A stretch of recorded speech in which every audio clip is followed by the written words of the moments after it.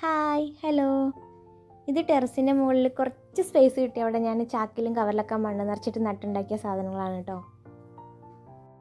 നിലം കാണിക്കുന്നില്ല, അവിടെയൊക്കെ പായൽ പിടിച്ചിട്ട് നാശമൊക്കെ എടുക്കുക മഴ ആയതുകൊണ്ട്. ഒരു കറിവേപ്പിൻ്റെ തൈയും വെള്ളമുളക്, കാന്താരിമുളക്, പിന്നെ കയ്പക്കയുണ്ട്, ചീര, പിന്നെ ഒരു ചാക്കിൽ മണ്ണ് നിറച്ച് നട്ടതിൽ മത്തങ്ങ പോലും ഉണ്ടായി വന്നു. അപ്പോൾ എല്ലാവർക്കും സ്ഥലവും സൗകര്യമൊക്കെയുള്ളവർ ഇങ്ങനെയൊക്കെ ട്രൈ ചെയ്ത് നോക്കിയാൽ നമുക്ക് വീട്ടിൽ തന്നെ അത്യാവശ്യം വിഷമൊന്നും ഇല്ലാത്ത പച്ചക്കറികൾ ഉണ്ടാക്കാം കേട്ടോ.